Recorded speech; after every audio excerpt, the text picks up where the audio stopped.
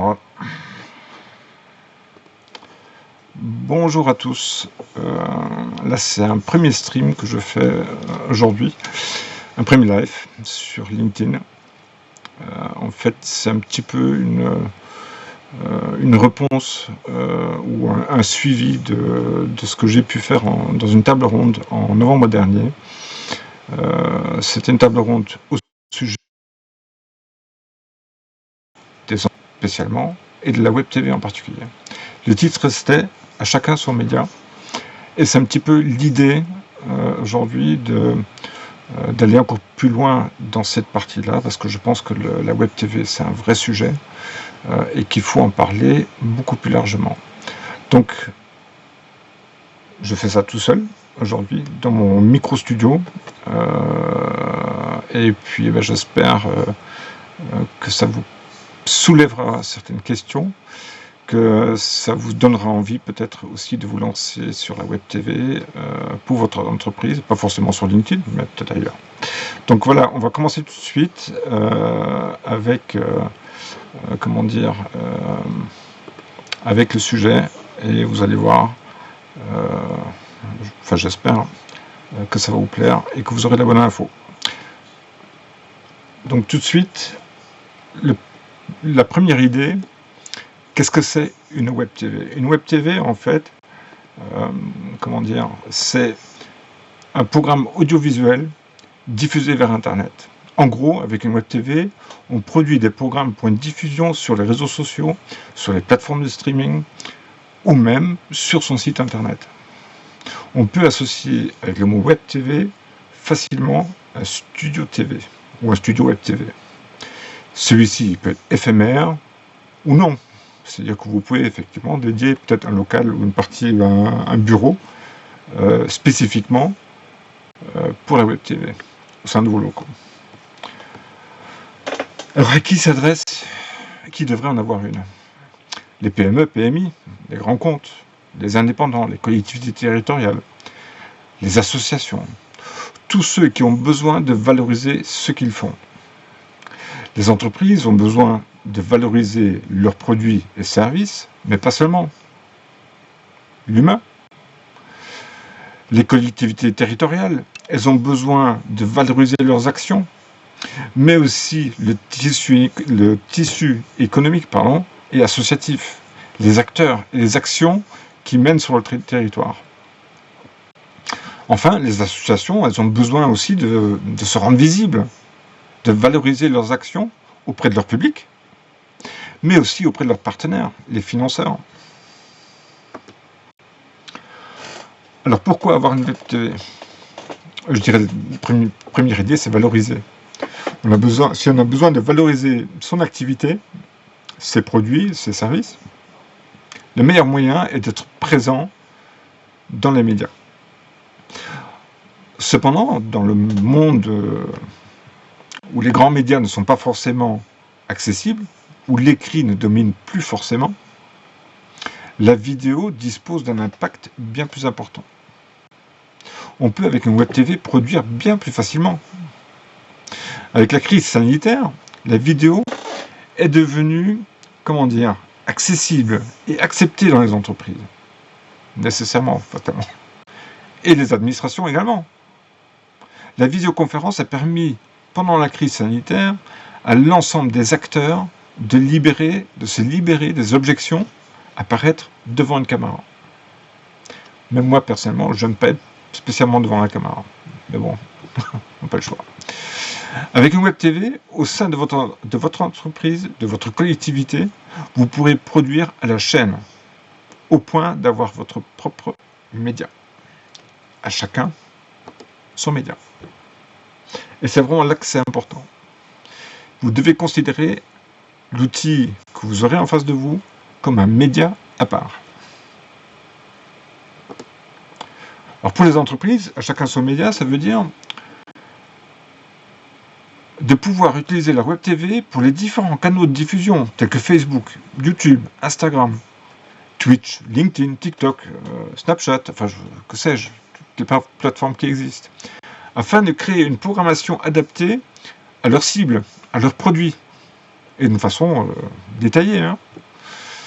Si on imagine bien de la publicité, il s'agit aussi ici d'aller plus en profondeur, de produire un contenu adapté et récurrent pour mettre en avant les valeurs de l'entreprise, les valeurs des produits, mais aussi les valeurs humaines. Donc il faut un petit peu d'authentique. Vous allez voir un peu plus loin, c'est beaucoup le live, le direct.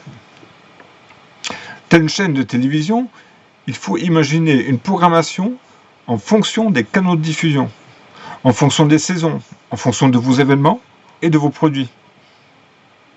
Commencez par une programmation hebdomadaire et donnez un rendez-vous régulier à vos abonnés.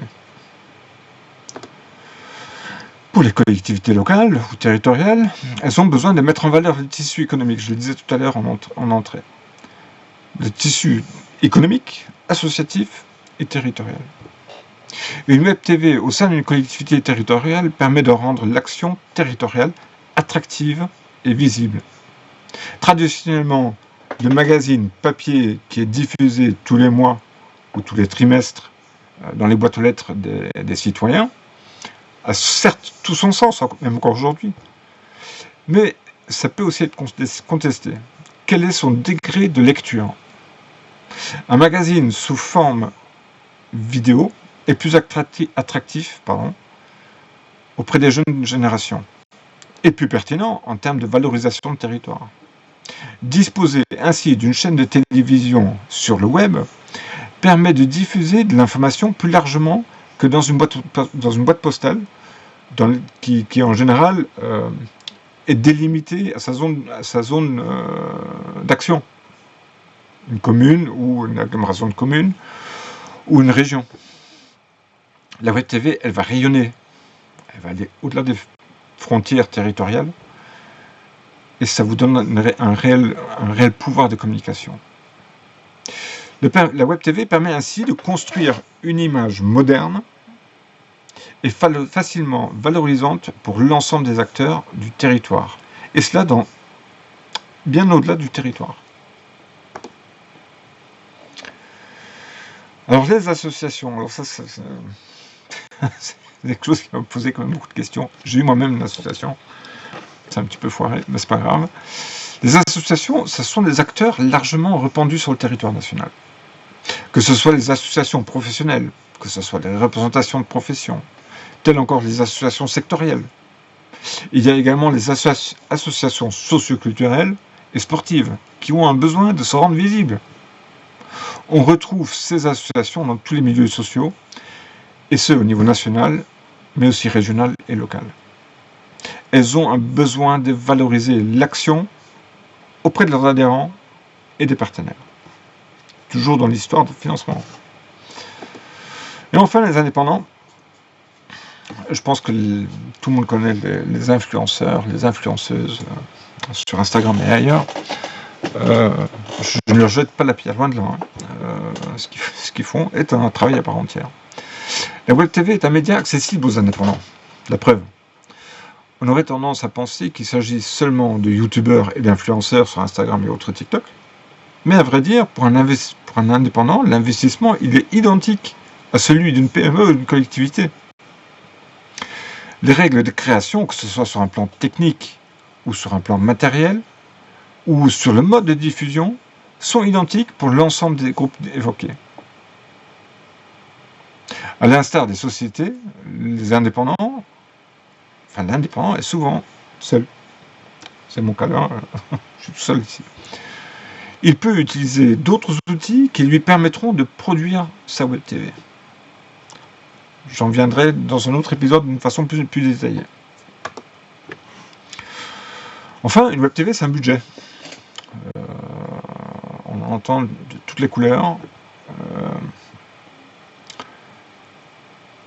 Une web TV, et plus encore un média, si on le considère comme un média, c'est un budget. Un budget matériel, un budget d'espace. Là, mon studio ici, il est en dessous du mezzanine, donc il doit faire 4 mètres carrés en tout. Et encore, je suis large. Mais selon vos ambitions, le budget va monter rapidement en fonction de l'espace, du matériel et des ressources humaines que vous consentez à accorder à votre Web TV pour la production des programmes. Cependant, en analysant les retours sur investissement, vous pourrez rapidement constater que chaque euro investi aura en quelques mois un retour en numéraire, mais surtout en termes d'image et de reconnaissance. Alors le matériel, ce sont les caméras, les lumières, le son, la régie, le câblage, l'informatique indispensable, les écrans, les logiciels. Tout est possible entre 1000 et 50 000 euros, voire plus. Alors, je sais pas où j'ai foutu mon téléphone. Un smartphone suffit pour commencer. C'est pas idéal, mais ça fonctionne. Je l'ai fait. Mais bon, une caméra, ça coûte, si vous regardez un petit peu sur Amazon, vous en avez un minima 500 euros. Mais ça monte beaucoup plus haut. Les caméras courantes, vous en avez pour 3-4 000 pièces. La lumière, il en faut beaucoup. Une Web TV sans lumière, c'est un petit peu comme si vous filmiez dans le noir. C'est très bien pour un podcast. Mais plus sérieusement, la lumière, elle est cruciale pour diverses raisons. C'est un petit peu trop technique à mon sens. Et l'informatique, alors là, par contre, oui, il vous faut de la qualité. Même si l'appareil que j'ai là, il est tout petit, la régie ici à côté, elle est quand même un peu plus grosse. Et puis tout ça, c'est du matos. Alors, les mètres carrés. Un studio, ce sont des mètres carrés en pagaille. Il faut de la place pour la régie technique et ses techniciens, le réalisateur, le cadreur, les opérateurs divers et variés, le son, etc. Donc, ça, c'est du personnel, donc vous ne pouvez pas les mettre ici sous une mezzanine de même pas 5 mètres carrés. La plupart des studios aujourd'hui vous comptez une centaine de mètres carrés. En tout, Après, ça peut monter au-dessus. Vous avez les studios de télévision à Vendard, c'est quelques milliers de mètres carrés. Vous voyez, ou à la Plaine Saint-Denis, ce sont des immenses hangars, quoi. Et là-dedans, il faut non seulement considérer la surface, mais aussi la hauteur. Parce qu'en fait, le son, il va avoir beaucoup plus d'écho dans un hall. Allez dans une église, par exemple. Vous verrez, dans une église, vous avez de l'écho. Et c'est très pénible de parler dans une église. Alors que là, je peux parler fort ou pas fort, il n'y aura pas d'écho. Ou très peu. Donc il y a beaucoup de paramètres à prendre en compte. Enfin, les ressources humaines, j'en parlais il y a quelques secondes, quelques slides avant. Une Web TV, c'est 1 à 10 personnes. Si vous avez 1 ou 2 personnes qui vont présenter, qui sont face caméra, vous en avez fatalement 2 ou 3 derrière. Parce qu'il y a tout ça à traiter. Maintenant, avec le streaming, quand moi j'ai démarré dans le streaming, il n'y avait que Facebook Live, il y avait Twitch également, je crois, à l'époque. Donc il y avait deux types de populations qui étaient très présents dans le streaming. C'était les informaticiens, les gamers. Ça ne veut pas dire qu'un informaticien est un gamer, mais un gamer aura tendance à quand même bien connaître l'informatique. Donc tous ces gens-là, ils travaillaient avec des ordinateurs certes haut de gamme, parce que pour les jeux, pour les gaming, on a besoin de quand même de machines costauds. Et ils devaient diffuser. Donc ils apprenaient à diffuser en fait avec très peu d'outils, une grosse informatique, et puis pendant qu'ils jouaient, ils faisaient leur diffusion de leur jeu. Moi, la première fois que j'ai vu ça, j'étais... Et puis j'en ai parlé avec mes enfants, et mes enfants, ils regardaient ça. Bon. Mais pour faire simple, même si j'apprécie énormément de travailler avec des grosses équipes, dans une grosse régie, j'adore ça. Vous vous retrouvez avec une dizaine de personnes, peut-être un peu moins quand même, mais c'est tout un ensemble de personnes qui s'organisent pour que votre émission de télé fonctionne. C'est vraiment c'est passionnant à découvrir. Mais vous pouvez aussi commencer simplement votre web TV avec une personne, deux personnes, un ingé son et puis un réalisateur. Donc c'est vraiment à chacun son studio. Alors dans les prochains slides, je vais vous proposer de regarder des graphiques. Les graphiques, ces graphiques-là, je prends celui-là qui est actuellement à l'écran, c'est ce qu'on voit couramment dans un studio. Alors c'est pas un studio d'actualité, là c'est plutôt du clip ou quelque chose comme ça. Mais vous voyez, au plafond, vous avez la lumière, vous avez à gauche un perchiste qui avec sa perche prend le son, vous avez un cadreur avec la télévision sur un rail, vous avez les deux personnes qui s'occupent de la lumière, vous avez la maquilleuse, et puis derrière, encore, vous avez une personne en régie qui va gérer toutes ces images, tout ce son. Ça, c'est ce qu'on trouve habituellement.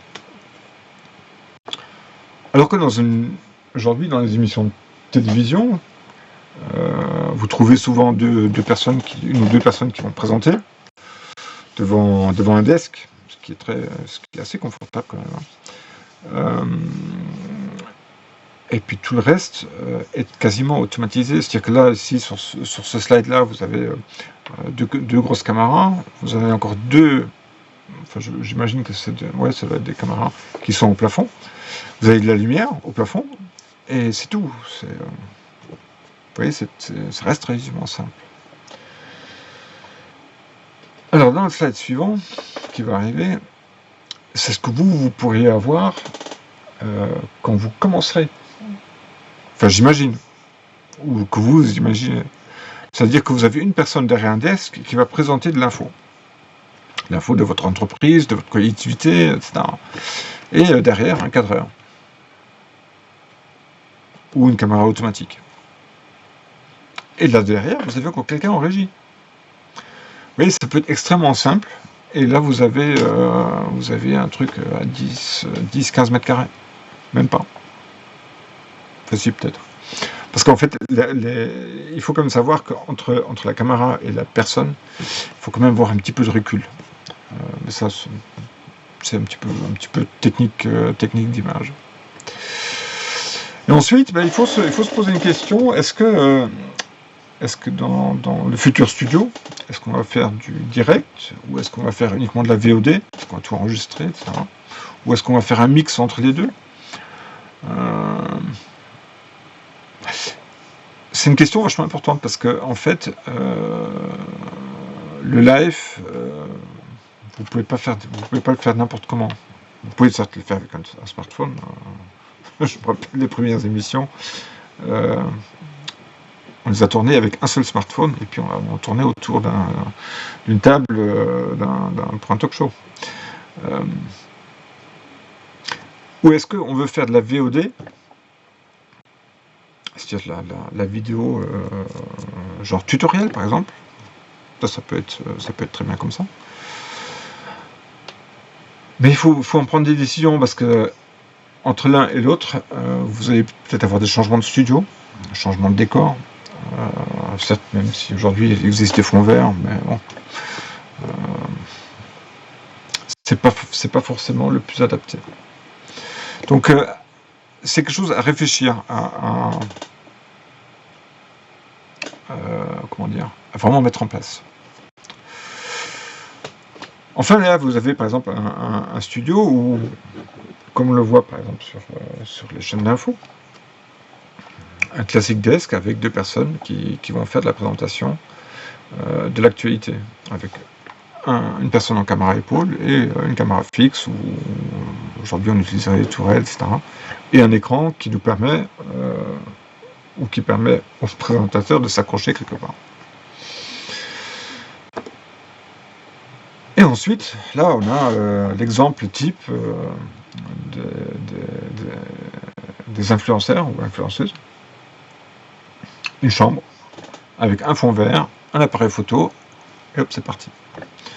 Et c'est vrai que ça suffit pour commencer, pour faire des programmes très simples, courts. Ça suffit. Pour faire des programmes un peu plus consistants, il faut que vous passiez par quelque chose de solide. C'est-à-dire avec avec une scène, le trou, le desk, le fond, les lumières au plafond, comme vous le voyez là, hein. Avec les cadreurs, avec les caméras, le prompteur éventuel, enfin bref, tout l'appareillage qu'on peut avoir sur un plateau. Et puis à l'arrière, comme vous le voyez là, vous voyez la régie qui capte les images, qui les rediffuse, peut-être en live, vers vos différentes destinations de diffusion. Enfin, sur ce slide-là, on le voit encore, hein, vous pouvez commencer simplement. On peut commencer avec un gros budget. Je vais revenir sur le slide précédent. Là, vous avez un budget qui est quand même conséquent, hein, entre les caméras, les lumières au plafond, le décor et la régie derrière. Bon, vous en avez pour de l'argent. Hein. Alors que là, vous avez une caméra, ça peut être un appareil photo à 500 balles, ça peut être un smartphone, vous avez un mec qui prend le son, et le tour est quasiment joué. Là, vous en avez pour 1500, 2000 euros en large. Mais bon, pour valoriser vraiment sa web TV, il faut quand même passer par une image entre guillemets, je dis bien entre guillemets, standard, qui valorise l'info, qui valorise les personnes qui vont présenter, qui valorise toute l'entreprise et ses produits, donc la collectivité. Donc tout ça, je pense qu'il y a quand même un investissement de départ. J'en ai mis un sur mon site internet, c'est à moins de 10 000 euros, pour vous dire. Et là, vous êtes capable de faire. Là, vous avez de la matière pour vous lancer, pour lancer une chaîne pour une entreprise ou une collectivité ou une association sur laquelle elle peut quasiment, je dis bien quasiment, tout faire. Quasiment. C'est à chacun son studio. C'est à vous de voir, en fait. C'est à vous de définir ce que vous allez faire avec votre web TV. Vous pouvez commencer petit, vous pouvez commencer avec un studio déjà de qualité, ou vous allez un peu plus loin. Mais la base, c'est savoir qu'est-ce qu'on va mettre dedans, qu'est-ce qu'on fait dedans. On peut avoir l'envie d'avoir une web TV, c'est bien. Moi, je vous ai dit que c'était bien. C'est pas vraiment suffisant, il faut quand même aller un petit peu au-delà. Et là, ce qui est cruel et crucial, c'est le contenu. Pourquoi ce contenu et pour qui ce contenu? C'est-à-dire que vous n'allez pas diffuser ce contenu à tout un public qui n'est peut-être pas intéressé. Donc il faut connaître sa cible. Là, vous voyez avec vos collègues au service marketing ou ceux qui sont dans le community management, eux, ils vont certainement pouvoir le définir. Donc cette préparation en amont, avec ces différentes équipes, que ce soit en entreprise ou en collectivité, donc c'est communication, marketing, vente, support, production, réseaux sociaux, tous ces gens-là, il faut que vous mettiez ensemble, il faut que ce soit un projet commun quelque part, sur lequel vous allez faire un brainstorming pour justement préparer le contenu dans l'idée, dans qu'est-ce qu'on va diffuser. Donc vous allez préparer un fil conducteur pour une émission type, mais pour toute la saison. Si vous faites un fil conducteur uniquement pour une émission, c'est un petit peu comme si vous diriez, j'essaye, et puis si ça me plaît pas, je le fais pas, quoi. Non, si vous faites un investissement, que ce soit un petit ou un moyen ou un gros investissement, allez-y au moins pour une saison et vous verrez bien. Moi, je suis persuadé du succès que vous aurez, que ce soit petit ou peu importe le choix d'investissement que vous allez faire. Mais une fois que vous aurez ce contenu, ce fil, vous pourrez définir également le lieu de tournage et les moyens à y mettre en place. Et là, on arrive à la diffusion. La diffusion, elle s'oriente en fonction de vos canaux de diffusion, vers vos cibles. À quel moment ils regardent, sur quel support. Est-ce que c'est sur YouTube? Est-ce que c'est sur Facebook? Est-ce que c'est sur d'autres réseaux sociaux? Est-ce que c'est sur TikTok? Ou sur votre site internet? À quel moment ils sont en recherche d'informations de votre web TV? Et quand on a un média comme ça, comme web TV, on a quand même tendance à l'envoyer soit un petit peu partout, soit de se dire, voilà, je vais l'envoyer uniquement sur Facebook parce que ça me plaît bien, et puis c'est là que j'ai le plus d'amis. Non, il faut réfléchir où se trouve votre public et qu'est-ce qu'il est censé faire votre public au moment où il va trouver votre vidéo.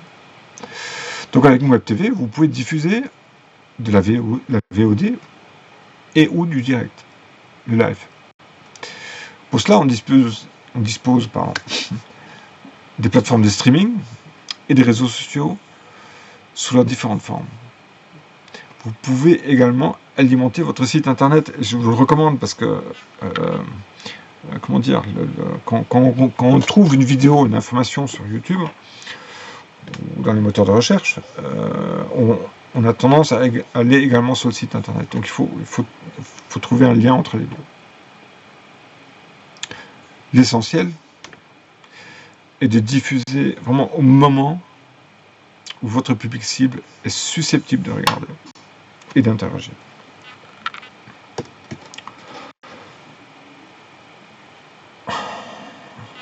où que vous soyez, Internet est la clé, ou le cadenas. Bon, je pense qu'aujourd'hui, la plupart des entreprises et collectivités, hormis dans quelques zones blanches, ont bien conscience de cette bande passante, qui est vraiment essentielle. Alors, si vous avez de la DSL, patience. Avec la fibre, par contre, là, vous allez être tranquille, si je puis dire. Et enfin, l'hybride. Qu'est-ce que c'est l'hybride? Quand vous avez un studio, ou non, sur un événement, aujourd'hui, vous pouvez faire du hybride. Avant, on diffusait en classique, directement YouTube et basta. Sans aucune interaction. Je ne veux pas dire positive, c'est pas vrai, mais c'est quand même complexe. Aujourd'hui, avec l'hybride, on peut diffuser à partir de lieux multiples et aussi diffuser vers des lieux multiples. C'est-à-dire qu'on peut aujourd'hui, je prends un exemple que j'ai fait souvent, c'est de diffuser vers YouTube, mais aussi de diffuser vers Zoom, ou Teams, ou Google Meet, ou je ne sais quoi. Et aussi de faire l'inverse, c'est-à-dire de dire aux gens qui sont sur Zoom d'intervenir dans la diffusion, dans l'événement, pour le rediffuser en même temps sur YouTube. C'est-à-dire que les gens qui étaient sur YouTube regardaient le plateau, et également les personnes qui étaient peut-être à distance, qui étaient à Paris par exemple, elles rentraient sur le plateau à travers le web. C'est ça l'hybride. Et pour ça, vous aurez besoin de la bonne informatique évidemment, mais aussi de la bonne connexion Internet. Vous voyez, tout ça c'est très lié. Je vais m'en arrêter aujourd'hui. Tout ça est très lié parce que une web TV c'est vraiment quelque chose de puissant il ne faut pas s'en priver, surtout pas. Allez-y, franchement. Franchement. Dans les prochaines semaines, n'hésitez pas à commenter en dessous, et à liker, à partager si vous voulez, peu importe. Dans les prochaines semaines, je vais approfondir le sujet, et pour les entreprises, et pour les collectivités locales, parce qu'il y a beaucoup de choses à dire, beaucoup de choses à approfondir, parce que... Est-ce que vous vous souvenez, par hasard, des émissions un petit peu comme Téléachat, je crois que c'est les Inconnus qui avaient fait ça, mais aussi les différentes chaînes de téléachat qui existent encore maintenant. Ça, vous pouvez faire avec Web TV, votre propre téléachat, et bien d'autres. Vous voyez, il y a plein de choses à faire. Donc moi, je vous propose de laisser-moi un commentaire sur la page LinkedIn ou YouTube quand ça sera diffusé. Et puis, la semaine prochaine, je vais approfondir plus en détail le concept de Web TV pour chacun des groupes. Parce que franchement, ça vaut le coup d'être en 2022 et d'avoir sa propre Web TV. Moi, je l'ai créé avec l'aide de Laurent Ferrari à l'époque. C'était une belle expérience, je l'en remercie encore. Et je vous dis à la semaine prochaine, n'hésitez pas à revenir et à vous réabonner. À bientôt. Et là, on va mettre fin à la diffusion. Ciao, ciao.